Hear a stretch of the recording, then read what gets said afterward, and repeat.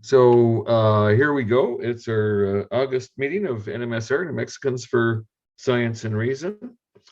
And we have a poll that I've put up on our one of our websites, rounderflat.com/COVID-19. And it's basically to see if people are ready to resume live meetings. So there's a couple choices. You can say, yes, let's meet live, maybe at Copper Canyon, or no, cases are still climbing, not quite time yet. And there is a third option for you to suggest an alternative. So please do that so that eventually, it'd be great to resume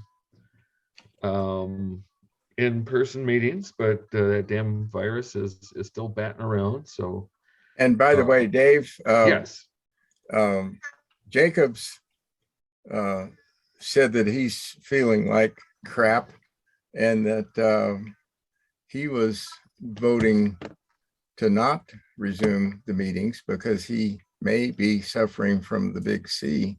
And I guess my sense of it is that I've seen a bunch of my friends in various places come down with the COVID. So I'm not real excited about coming back in person. People that I know have been coming down with it just the last couple of weeks. So yes, yeah, it's still kind of spooky. Well, the votes are kind of leaning that way for now. So I bet September at least we'll be meeting on Zoom. Okay, so any other comments before we dash into non-reversing mirrors and other strange things? Okay. Oh, I see something in the chat. Jerry asks, is Copper Canyon still open? And that's a good question. I should here's Austin coming in. I ate a meal there today. I know that they are open.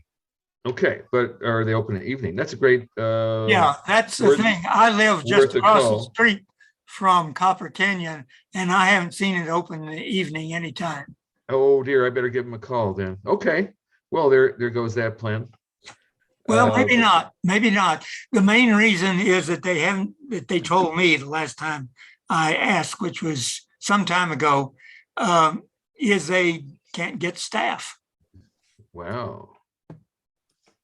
So they're open for breakfast through lunch, and then I've never seen them open after 5 o'clock. I'll have to call them. Sounds like during the daytime. Wow.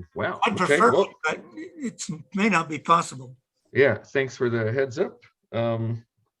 So we'll have to look around for other venues. There are places that are still open at night. I think like the grill down on San Mateo. They have some fine entrees there. Okay. Okay, so let's proceed. All righty. So years ago, I invented a really weird series of mirrors. But before we get started, I thought we'd revisit just regular flat mirrors and ask the age-old question, why do mirrors reverse right and left, but not up and down? So does anybody want to take a stab at answering that before we get going into non-reversing mirrors? Probably God's will. God's will. Okay, we got one, God's will. Any others? Well, you want to hear my answer, I bet, right? Here we go. And this is a little toy I got. I got him right here. And it's a little pirate, and he's got handedness. He's got an eye patch on his right eye, and his right hand is a hook. So great for posing with tiny little mirrors. And as we can see, looking in this mirror, the real Okay, had a little collapse there, but nothing too serious. I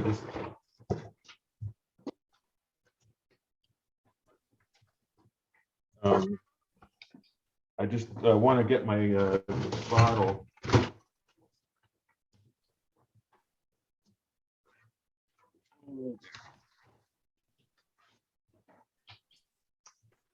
Okay. Well, I'll pick it up by and by. So basically, mirrors reverse handedness. So words come out the wrong way. Here we see the pirate. It does. I'm hearing a weird. I'm going to mute everybody. And okay, I think that fixed it. So on the right here, you see as the pirate is facing the mirror, you can see his reflection. It's his left eye that's got the eye patch, and his left hand that's a hook. So handedness has been reversed, but directions are apparently reversed too. And so my favorite answer for this is that mirrors reverse forward and backward directions, but they don't reverse up and down directions, nor do they reverse right and left directions. And so here's I've got some here, some 3D glasses. And here is a pair of 3D glasses that is being held up to a mirror. So this is the actual glasses looked at from behind, and there's what they look like in the mirror. And you can see that the blue eye, it's on the right, and the red eye is on the left. The mirror is not reversing right and left directions, and it's not reversing up and down. This nose piece is on the bottom for the original and the image. What is reversed is forward and backward. And I can simulate that on my little camera, if you look at that, by simply turning the things forward. And now I'm basically looking at the mirror image. In fact, if you invert your 3D glasses and put them on, you'll have them backwards. And the other weird thing, this Hondo 3D, the colors are backwards from usual. It's crazy. So, okay, so here's a picture I took with these glasses. So you can see, yeah, it's forward and backward directions that are reversed. So here's the rub: an odd number of directional reversals in any direction will produce a reversed image, and an even number produces a non-reversed image. And a reversed image has the opposite handedness of the original. Right will become left and vice versa. So there's two meanings of right and left. There's the right and left directions, which sometimes get reversed, sometimes not. And there's right and left handedness, which is reversed, but only if there's one reflection or maybe three reflections. But 0 reflections, 2 reflections, an even number, you will have a non-reversed image. So there's a reversed image with 1 reflection. There's the original. Yep, his handedness is reversed. His right eye became a left eye. And that's true whether you're looking at it upside down or what have you. Here's a little convex mirror. And when we rotate to see something, we are going to rotate around a vertical axis. So that's why we will see words in the mirror that appear correct going up and down, but they're going the wrong direction, right to left, and they are reversed handedness. So flat mirrors, just like lakes, reverse up and down, but not forward and backward, and not right or left. So here's a mirror. Here's a lake, makes a great mirror. And we can see, yep, it's reversing up and down now, but not left and right, and not forward and backward. The trees that are closest to us are closest in the real object and the mirror. So in this orientation, you could say, why do mirrors reverse up and down, but not right and left? So you have to distinguish directions from handedness. Now, if you have two flat mirrors, that can create a non-reversed image with a double reflection. You got two reflections, even number. It's going to be a non-reversed image. Here we can see a regular mirror, this object that has a big left side and a tapered tiny right side.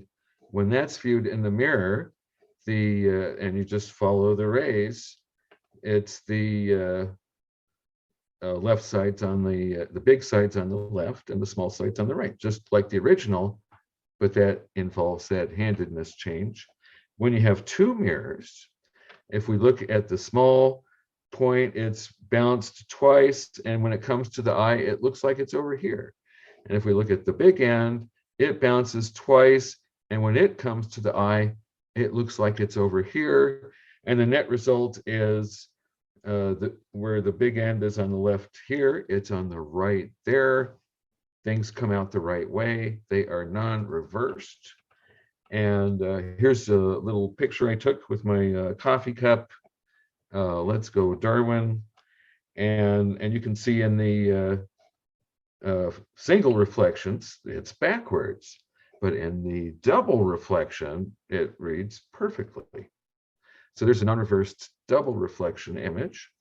So what I got my patent for was how to make a non-reversed image with a single reflection.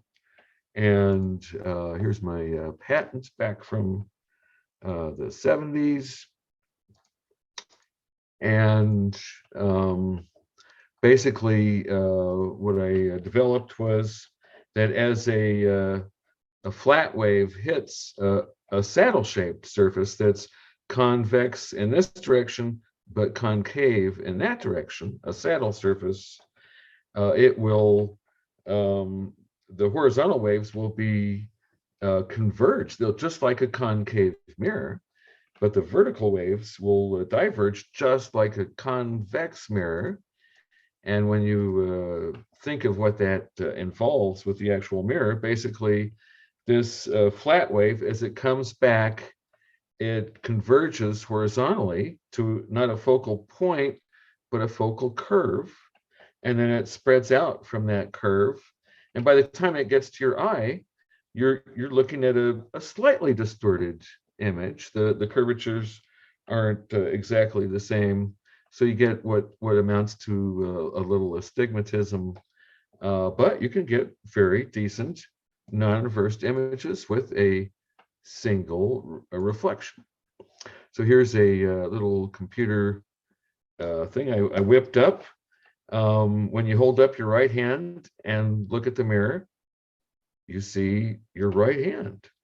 And if you turn the mirror 90 degrees, your image flips 180. I can try to demonstrate that. Here is the mirror. I'm going to hold it up to my screen, and I'm going to rotate it. And you can see it's rotating my TV screen. There you go. All righty. So, and words appear non-reversed.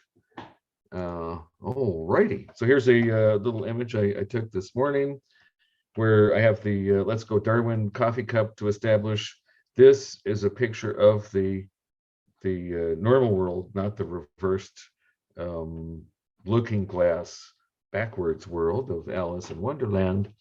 And here's me reflected in the saddle-shaped mirror. And by golly, you can read my row your vote t-shirt. So that's the basic saddle-shaped mirror.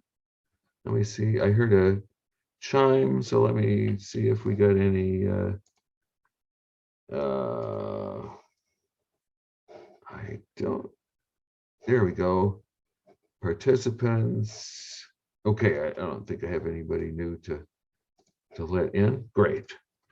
Okay, so I also got a patent on the monkey saddle, which, like a regular saddle, has slots for 2 legs, but special for monkeys, it's got a 3rd slot for a monkey's tail. So it's a nice saddle-shaped surface with basically 3 hills and 3 valleys, and traditionally called a monkey saddle.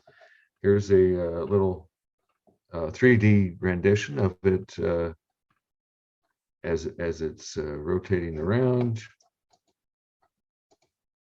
So the weird thing about the 3-lobe mirror is it produces 2 non-reversed images, and those non-reversed images are in the same image reality. So if you move your hand in a circle, and I've got this 3-lobe mirror right here, if you move your hand in a circle like that, this is what you'll see. You'll see 2 images of yourself and your 2 hands, and your 2 hands will reach out and they'll join and switch bodies. So this, you see that little asterisk, that hand, you can follow it around to there. So it's not the same hand, but it really is the same hand because it's your square root. Those images, those 2 images are identical. It's kind of like a little quantum physics thing, I guess. So basically, I realized that this was the same as the complex square root. So if you have an image, which you can consider a series of objects in the complex plane, and you take the square root of each point in that image to make a complex square root image. Basically, here's how the math goes. Image of point A, you'll have 2 A's, one here and one over there. And image B, A is like the number 1, and there's 2 square roots of 1, plus 1 and minus 1. C is like the number -1, and it has 2 square roots, plus I going here and minus I going there. And B is like I, the complex square root of -1, and the square root of I is 1 plus I over square root of 2, and 1 minus I over square root of 2. So we can see, yeah, this is just complex arithmetic, imaginary numbers, however you like to call it. So you get this image doubling in the complex plane. So, and I've developed some software that I can take an image and calculate its square root and produce a square root image. So I took a picture of myself. Actually, my buddy, Derry Webb, helped me. He took a picture of me moving my hand in a circle, and then I transformed that. So basically, this is a computer simulation of what I'm seeing right now as I, it's kind of hard to see in the camera, but yes, that really is happening, what you're seeing on the screen. So you can see that your bodies are happily exchanging hands. Great fun. So the complex square of a rectangular grid is a parabolic grid. So if you take this as an image and find its square, you get something with half the number of squares. It sort of folds over in this weird parabolic fan. But this is the object. If you take its square root, you get this checkerboard, the nice rectangle checkerboard. So what I can do with this 3-lobe, when I get, you have to have really precise ones, which I hope to start manufacturing in the not too distant future. Now that I am retired and I actually have time to work on things like this. So once we have a nice 3-lobe mirror, I can make pictures like this and with a little hole in them, and people hold it up to the 3-lobe and they're looking at this checkerboard. So you can take a clock, a regular 12-hour clock, and if you hold it above the 3-lobe mirror, if you're looking straight down on it, it transforms this 12-hour clock into a 24-hour clock. But if you twist the mirror, then that 24-hour clock divides into 2 12-hour clocks, and then you can twist the mirror and make those 2 12-hour clocks join into the 24-hour clock. And when I got a article in the Scientific American back in December 1980, that was the cover story, a very Dolly-esque kind of image. These mirrors that we had at the time were not super, basically, with numerical controlled machining. I hope to have much better image quality.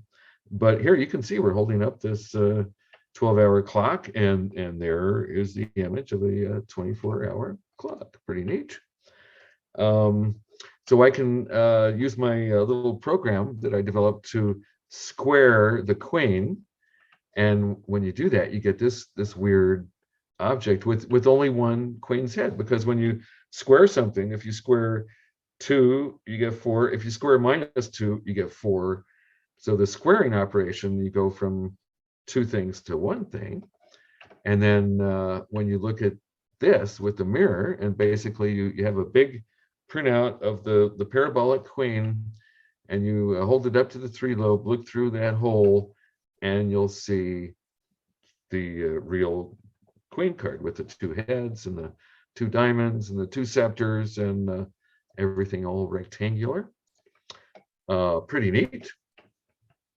So so the Bell mirror is what I call a compound mirror, and so it's sort of a convex mirror. And this was just sort of a neat tapered drinking mug. So on the bottom, it's like a convex mirror, just like your kind of mirror that you'd have on the side of your car or wherever, a mirror that makes smaller upright images. But this part, the saddle shaped portion, is a non-reversing mirror. And so you get, if you hold up a letter F, for instance, to the mirror, it reads correctly in the saddle shaped portions of the mirror. Here's one. F is read perfectly, whereas in the convex, it's backwards. Okay. So that was Scott entering. So what you can see is that if you tilt the mirror, you can get the reversed image and the non-reversed image to cancel each other out. And it's just like matter and antimatter. It's image and anti-image. So you can see they've annihilated each other here, and here they're doing a pair creation out of nothing. Or you could call it pair annihilation. So neat little analogy with the quantum world. The matrix mirror is just like many Bell mirrors, where you just basically have it's the kind of corrugating pattern that they use to pack shipping supplies with these nice foam things. But you can see this one has 1, 2, 3 convex parts there, 1, 2, 3 convex parts there, and 1, 2, 3. So it's got 9 little convex regions, and then it's got 1, 2, 3, 4, 5, 6, 7, 8, 9, 10, 11, 12 saddle-shaped regions, and then it's got 1, 2, 3, 4 concave regions, which is like the inside of a spoon. So what you'll see in the matrix mirror is in the convex portion, you'll see a normal image where it's reversed right and left direction. In these saddle-shaped portions, you'll see, or actually the concave portions, they're in there. You'll see an upside down but reversed F. But in the saddle-shaped portions, you'll see the F going the correct way. It may not be the right orientation, but so we can see that where you have convex, you have upright reversed, concave, upside down reversed, and saddle-shaped non-reversed. So that's your matrix mirror. So what I concluded my Scientific American article was the observation that for any mirror, you can calculate its constant. It's a magic number, which is you take the number of reversed images minus the number of non-reversed images, and that is a constant. So if we look at the matrix mirror again, so we have reversed images. We got the 9 convex plus the 4 concave, that's 13. 13 reversed images, and we have the 1, 2, 3, 4, 5, 6, 7, 8, 9, 10, 11, 12 saddle-shaped regions. So this, the magic number of this mirror is plus 13 minus 12 is 1. And that means that the number of images that you see is constrained. And you can, if you take the matrix and tilt it extremely, you can get to where you're only seeing one image off of one corner, and the rest have annihilated themselves. So the Bell mirror that I showed you just a while ago, yeah, there we go. The Bell mirror, its magic number is 0 because it has one reversed image minus one non-reversed image gives you 0. So basically, that's its magic number. A plane mirror, a flat mirror, has magic number -1, and so does this concave mirror. Whereas the saddle-shaped mirror by itself has a magic number of plus or -1 for non-reversed. So that is a magic number. And so those are the ones I invented. I also have been having a great time doing image manipulation.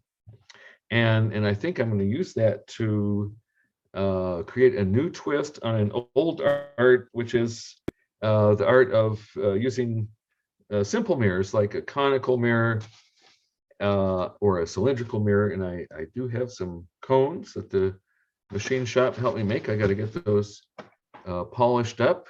But here's the basic idea: is to have some printout that you have that looks very strange, and you put the mirror on top of it, look straight down, and what you'll see is pretty marvelous. So these have been around. People have made these outer images by hand, but I figured out a way where you can take a image like this and calculate what the outer image needs to be, so that when you look at it, this outer thing in the conical mirror, this is what you'll see. And so you can see basically it's a reciprocal.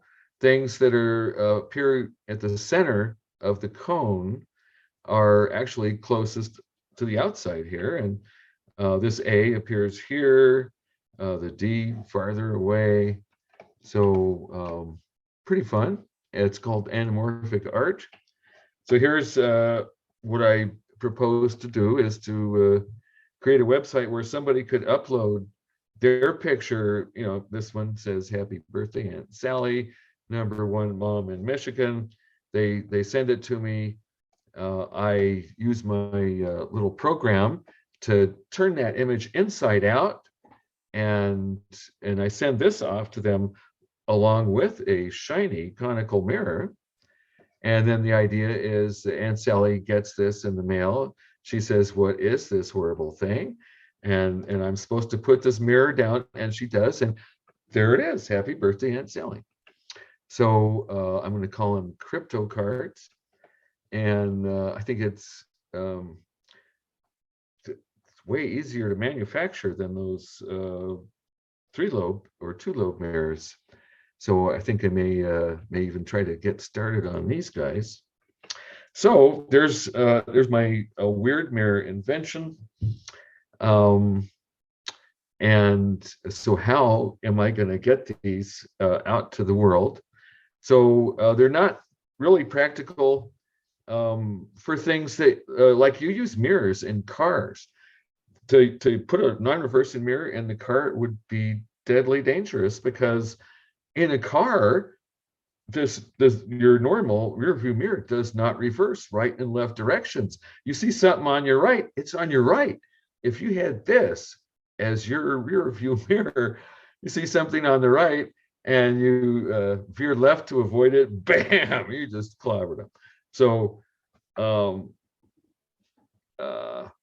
what I hope to get these mirrors into is the science education market, because they're a great way to, for instance, talk about conformal mapping and complex arithmetic and how what your complex square root looks like. So and it's a way to talk about quantum mechanics and matter and antimatter, image and anti-image.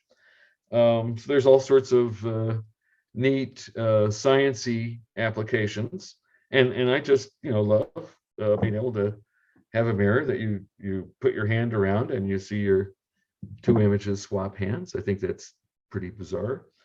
And there are other mirrors. I don't think I have any here, but if you have a 4-lobe mirror with 4 hills and 4 valleys, that makes 3 images. A 5-lobe mirror would with 5 hills and 5 valleys would make 4 images. And if you rotated your hand around that mirror, it'd be just like bridge. Everybody would pass to the right. So fun stuff. But my plan to get them out to the world is to develop a popular debunking channel on the YouTube and use that as a vehicle for advertising the mirrors, as well as advertising them on popular science channels like Simon Dan and Anton Petrov. So,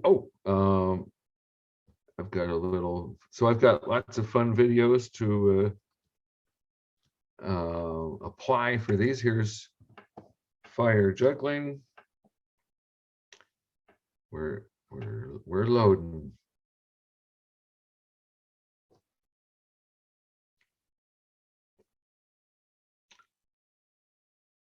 So yeah, I've got lots of fun little videos. Here I've got the ones I showed you about the 3-lobe.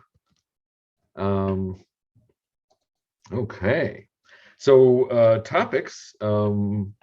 Basically, I've been doing a lot of debunking over the years, and have several that really need more exposure on YouTube. Things like the Apollo hoax. Did we really go to the moon? Yeah, we did. How do we know that? And here's the kind of stuff you'll see on the internet. Somebody found this picture of Neil Armstrong's spacesuit, but it doesn't match the footprints on the moon, so we didn't go to the moon. Except if you were walking on this crunchy surface with these hard rocks that can slice through your pressure suit, you'd want to have a big boot wrapped over your pressure tight foot, just like the real astronauts did. The Bible code is a fun topic that I've basically written my own Bible code that you can use to pull messages together in real time from any book. So I'll traditionally ask my students when I do this in class, I'll say,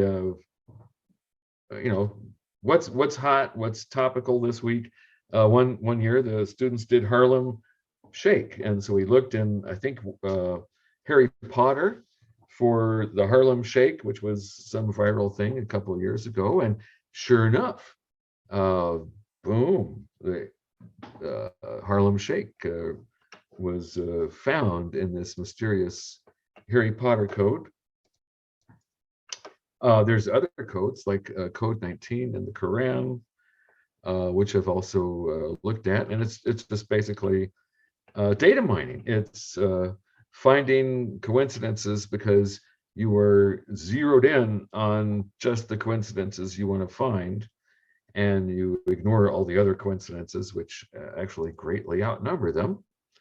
The Schwarzenegger code, actually the Wall Street Journal called me up one day and said, hey, Governor Schwarzenegger, back when he was the governor, sent this memo to vetoing a bill, and the first line spells out F-U-C-K-Y-O-U.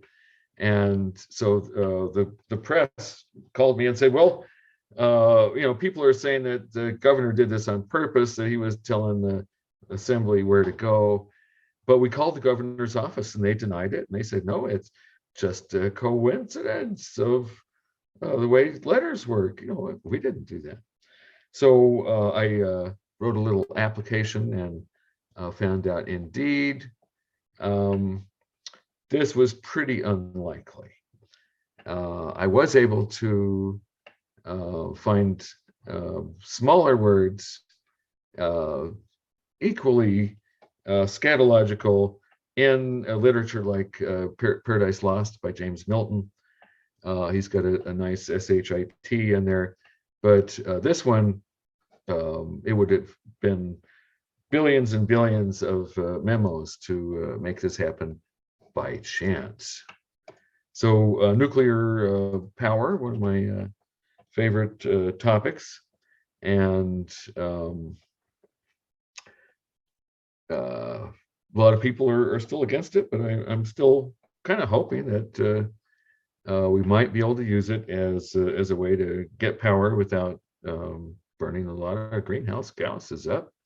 And this chart points out that when you burn coal, it's got radium, it's got thorium and uranium, and those they don't scrub those out first, so they go into the atmosphere. So if you want to pollute the atmosphere with uranium and thorium, burn coal. That's a great way to do it.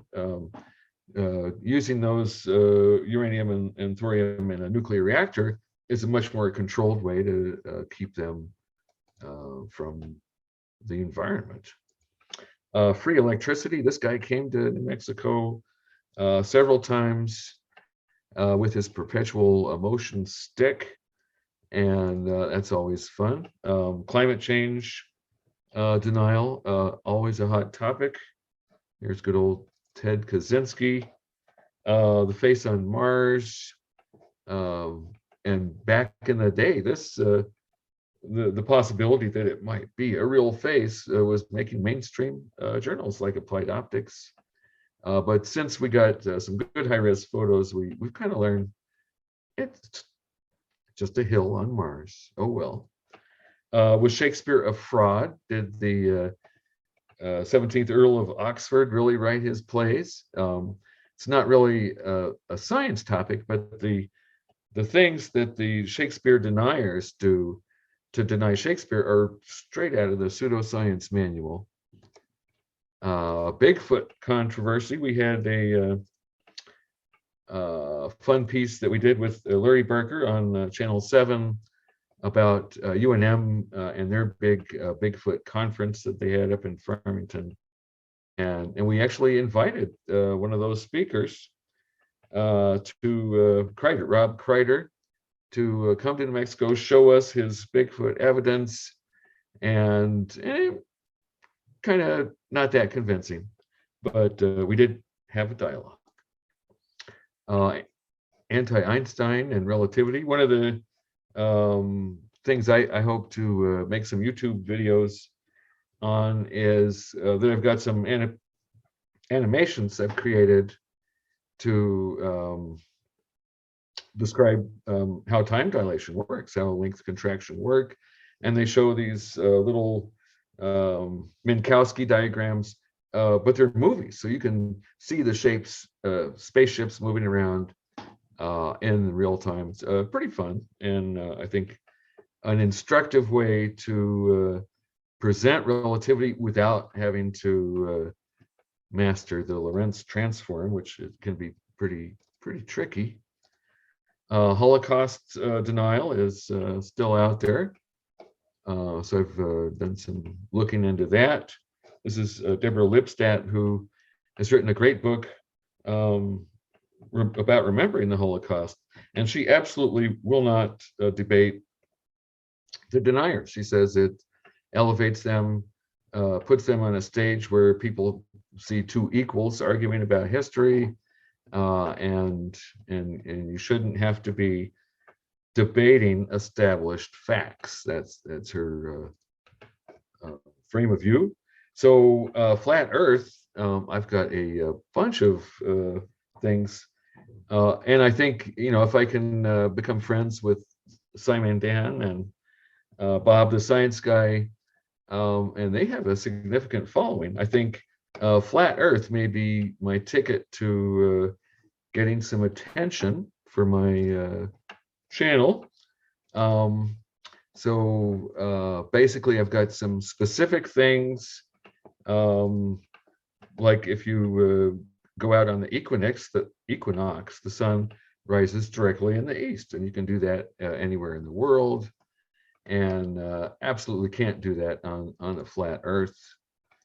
Horizon dip, if you just have a tube with water in it, and you make a spirit level, as it's called. If the Earth was flat, you'd see distant mountains higher than if the Earth was round. Distant things would drop, and they would not be level with you anymore. So flat Earth, this is how things would look like. Round Earth, and there's some math to go with it.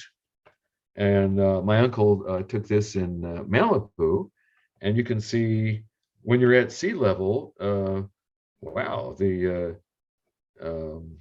spirit level kind of lines up with sea level. Very tiny degree, 0.08 degrees. But when you're in the mountains, here I am at 9,000 feet in the Magdalenas, and you line up those two water levels, the horizon is down there. These distant mountains that are just about as tall as the Magdalenas appear lower because they're farther away, and the Earth is round. So here it's about almost a 2 degree, and this is an easily measurable effect. So and I need to sort of step through it slowly and show how this looks like when the camera is above and below true level, and how this, I'll have to validate the spirit level and things like that, because there's always critics. This is one of my favorite ones that's going to require a teamwork to pull off. But basically the idea is to measure the radius of the Earth using the Sandia sunset. So here's this spot on Alameda, just by Edith, Albuquerque city limit, 5,000 feet. So I'm gonna have one team here at near sunset, and they're gonna record the exact instant that the sun sets for them here on the ground at 5,000 feet in Albuquerque. And at that time, we're going to have for about 5 minutes of our beautiful sandy watermelon colored sunset. And it's going to take about 5 minutes for the sunset to come to Sandia Crest up there at 10,000 feet, about a mile higher. So we're going to measure that time difference. And basically the angle that the Earth rotates in that time is the angle theta is to one full rotation, 2 pi radians, as the time is to one full day, 86,400 seconds. And when you do the math, basically the diameter of the Earth equals 4 times the height of the Sandias above San Mateo, divided by that angle that you calculated from the time, the 5-minute interval. It's just a little over 5 minutes, but I think that's a really neat way to measure the Earth. And that was at sunset. Here in Socorro, sunrises turn out to be the best way. So I made a time-lapse image of the sunrise, and here it is. Okay. There we go. So this is 60 times faster. 1 second is 1 minute of real time. And you can see the sunrise just come down the mountain and then into town where I am. So do I have to hit play? I think this thing is paused. I think Zoom is doing weird things to me. I'm losing control. I hope I haven't lost you. Oh man. Okay. Dang, guys.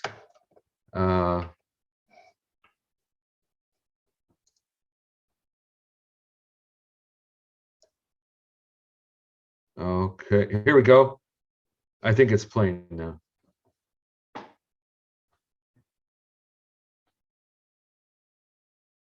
It's the Zoom effect. I don't think Zoom is going to let me show you this, but it's a fine video.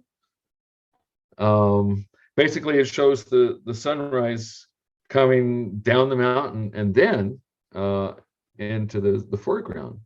If the Earth was flat, it would be the area near me, the trees, the church, that would get lit up. And then as the sun got closer, then the distant mountains would get lit up. So it's exactly backwards. And I'm sorry that this video just, it was too much for Zoom. Sorry about that. Okay. Alrighty. Darn.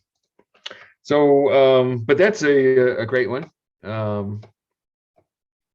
And moving beyond flat Earth, there's abuses of quantum mechanics, things like Deepak Chopra puts out, and there's a marvelous Deepak Chopra parody site called The Wisdom of Deepak Chopra, and it's just a generator of random nonsense that sounds just like Deepak Chopra said it.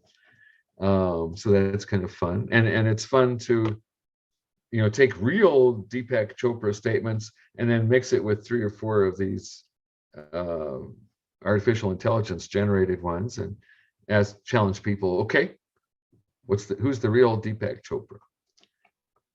Quacks and medical scams, another one of my favorite topics. Things like vaccine denial, and this guy Stanislav Brzezinski, the cancer quack from Houston, and of course Facebook ads. They have these ads for supplements and CBD that are very deceptive and quite interesting. Coronavirus has its own set of conspiracies. Was it 5G? Good old Dr. Oz, struggling in Pennsylvania, doesn't even live there. Masks, the mask conspiracy. The big lie, this is something I've picked up in my class just in the last year, because that's as good as an example of pseudoscience as you could conjure up. There's Bob Blazkowicz, who is a psyop person who This is his disclaimer, and I liked it so much that I use it as my disclaimer when I'm talking about the big lie. If you believe the election was stolen, this class is going to be decidedly uncomfortable for you, as the odds of it being true are approximately the same as the odds that the sun is made of popcorn. Actually, slightly less, as I can at least imagine a mass of popcorn large enough to collapse on itself and start stellar fusion. Boom. So testing the paranormal, my philosophy for that is not to mock people that claim the paranormal, but say, stand back, let's try science, and to do the experiments that would actually feasibly show that these people have some paranormal activity. And generally, you have to have controls to prevent cheating, because we know people like to cheat. So that's a fun topic. Jfk Assassination and the magic bullet is another one I'd like to explore. I have quite a bit of material on creationism and intelligent design, and why they're really not good alternatives to evolution. And one of my specialties is genetic algorithms, and one of my algorithms actually beat an intelligent design theorist in a public competition about genetic algorithms. And the intelligent design people were saying, you're feeding the answer in, it's you're adding extra knowledge, it's not an algorithm that's evolving anything. And so I said, okay, here's my source code, here's the problem, you reverse engineer my code, give me the solution. And of course they couldn't. So creationism has had quite a history here in New Mexico. And all righty. And this actually used to be in our textbooks. State Board of Education wishes to emphasize its official position is that the theory of evolution should be presented as theory and not fact. This guy, a Sandia guy, Roger Lennard, managed to get evolution taken out of state science standards, and Marshall Berman and people like Harrison Schmidt, back when he was on the side of science, rallied against that and defeated those standards. Age of the Earth is one of my favorite topics. And I have some really neat animated movies that show how isochrons, for instance, can determine the age of the Earth.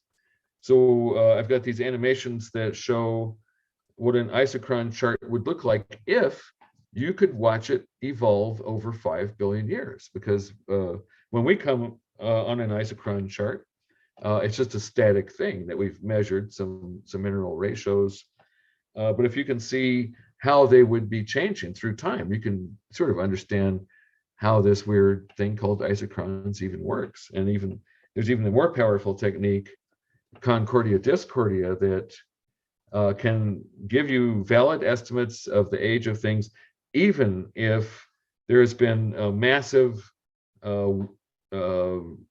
evacuation of the daughter element. So you have a daughter element like lead that can turn into volatile gases and seep out of your mineral specimen. Concordia Discordia can calculate not only how old the rock is, but when that heating event that drove the lead out happened. Pretty neat stuff. Optical illusions, one of my favorite topics. And the shepherd's illusion, I've just last semester came across a much better understanding of how that shepherd's illusion works. So pretty pumped about getting that on the YouTubes. How to make fractals, order from chaos, getting something for nothing. Got quite a bit of material on 9/11 truth, conspiracy theories, and done lots of high-speed filming at New Mexico Tech. And I think I've got one waiting in the wings. Oh, this may not work though. Uh,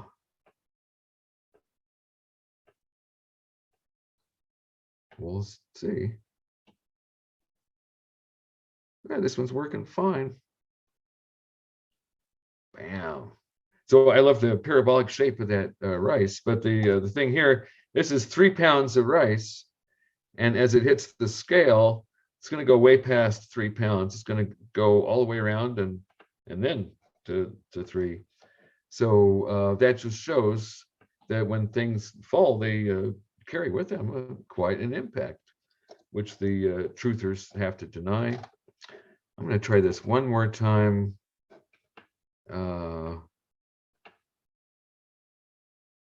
Because it's a great little video.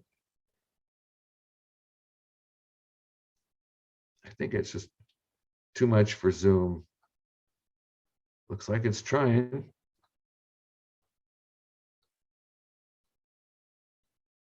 No, it's not going to do it. Okay. Well, that's when I have a new improved computer next month. We've got our Macintosh in. This should be a lot better. Okay. Alrighty.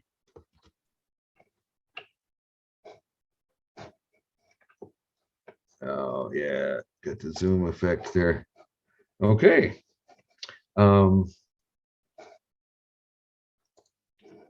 Alrighty. And one of the fun experiments I did was we created some microscopic spheres of iron just by burning paint. Spheres like this, the truthers say, oh, that proves thermite. It was an inside job. No, it doesn't.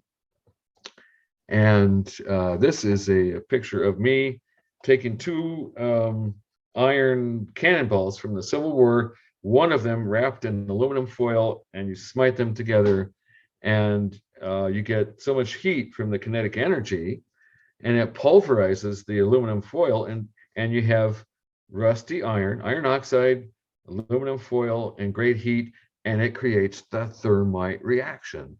And this picture was taken at night in the dark without a flash. All the light in this picture is from the thermite reaction. So I've got some YouTubes, but I need to make some more. Roswell, my connection to the Roswell incident was that my physics professor, Charlie Moore, back when he was a grad student at New York University, he launched the Roswell incident. So I need to, get those out on YouTube, because there's certainly lots of UFOs have really upticked. I've been seeing aliens trending on Twitter for 3 days. Here's one of my favorite observations about the Roswell incident was that the weather officer, Irving Newton, this guy, when he was looking at the banged up mogul radar reflector, Major Marcel, the hero of the Roswell incident, was going over to him saying, look at the alien writing. Can't you see the alien writing?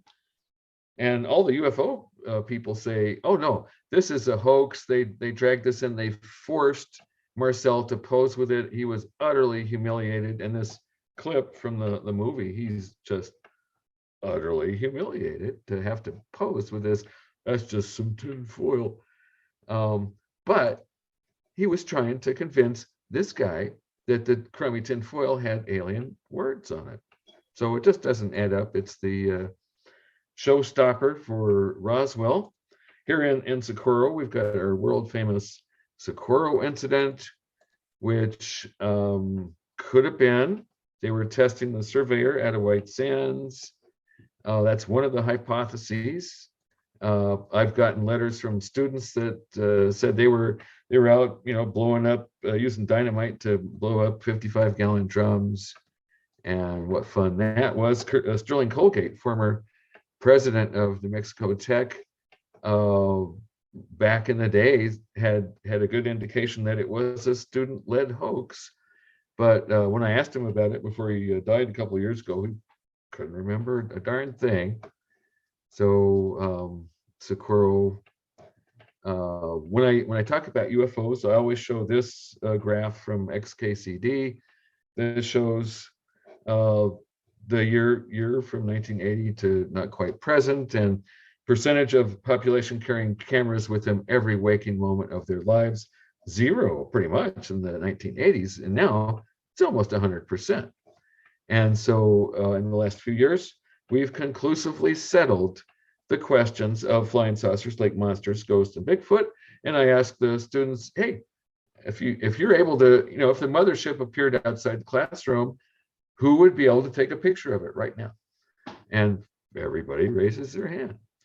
So back in 2014, Kathy Richardson posted this picture of a weird cloud she saw over the church, San Miguel Church here in Socorro, and I kind of chuckled at that, because when I was riding my bike to work that day, passing the greenhouse, I saw this weird cloud, so I took its picture, and so now I can show, forget the mothership. If a mildly strange cloud comes along, multiple people are going to take pictures of it. And I had presented that in class a couple times, when one of the students said, I remember that cloud. I took a picture of it, and now I have 3. So yeah, there you go. Dave? Yes. How far out of frame on your greenhouse picture is the church? So the church is like 2 miles away. Left or right? So where I am here, the church is behind me a couple miles. Ah, okay. Yeah. And then this was over in the golf course, not too far from where I was, but Yeah. You can see, the cloud evolved. It got a little moldy, as we call it. Yeah. But, I think it's a great illustration of, hey, if some kind of mildly bivalve cloud can attract 3 independent photos, where's the mothership? Where's Bigfoot? Where's ghosts? Come on. Was the presence of the church a big thing? Say that again?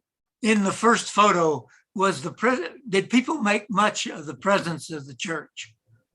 Kathy Richardson did assign some significance to it. Yeah. Yeah, okay. I'm trying to get back there. Okay, here we go. Yeah, so she says, took this today from the back of the water and ice store, the most unusual cloud we have ever seen. And right over San Miguel Catholic Church, there wasn't another cloud in the sky. So yeah, I guess some significance was read into it. Yeah. Yeah, of course I didn't have the church there. No, I understand that. Okay. But I did have the greenhouse. So here's my conclusion. The only thing flat earthers have to fear is fear itself. All righty. So that's my wicked plan. Sorry about the inability to show the video.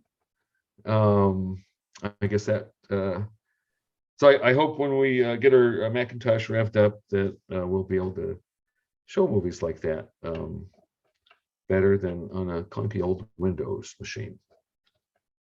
Okay, so questions or comments, anybody? Dave? Yes. Jerry Aldridge, I have one more question about flat Earth. Okay.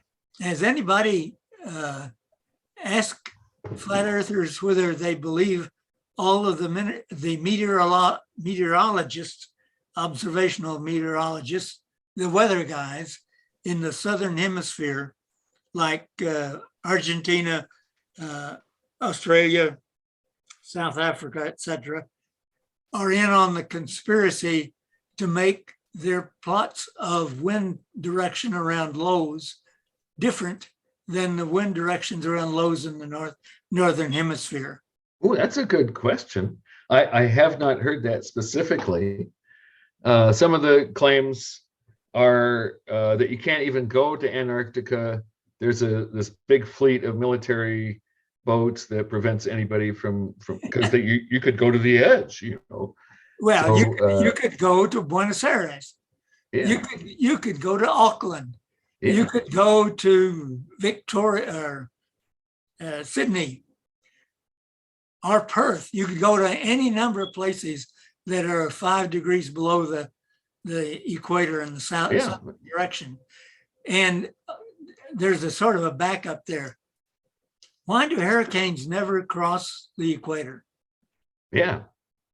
So it might be interesting to get some local footage from New Zealand and just get some of those wind trends and pop that on the flat earthers and say, hey, can you guys explain this? Yeah, but the most striking thing is the plus or minus 5 degree exclusion zone around the equator of hurricanes. Tracks get very close to that. Well, they do get as far south as 5 degrees. The big one that hit the Philippines, I've forgotten what the name of it, when they called it a typhoon, of course. Anyway, it sort of danced along 5 degrees north latitude before it angled up a little bit to hit the Philippines. And it was a big one. But anyway, if you looked at the historical plots of tropical hurricane tracks, there is an exclusion zone around the equator. They never cross the equator. They never get close to the equator. That's an excellent point. Another great thing to look at is flight paths. So you can go from Australia to Johannesburg, South Africa, and that flight you stay south of the equator. And on the flat Earth map, which there it is behind me, where Antarctica is just a big ring around the edge of the world there. The distances from the tip of Australia to the tip of South America would be 3 or 4 times longer than they actually are. So your flight that you could make in a day, a 12-hour flight from Sydney to Johannesburg would take like 3 or 2 days. So that's you can just look at these flights and say, hey, why don't you take this 12-hour flight from Sydney to Johannesburg?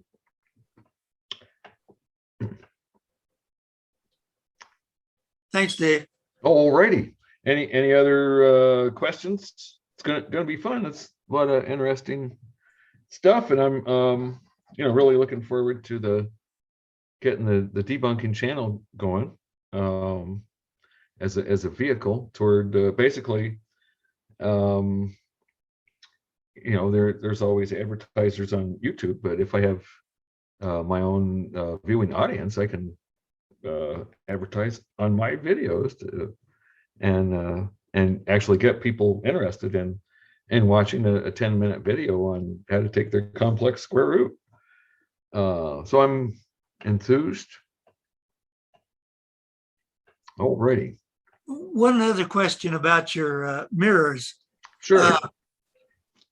I'm not sure what its current name is, but the Edmund Scientific's site seems to me to be a good place to pitch your mirrors.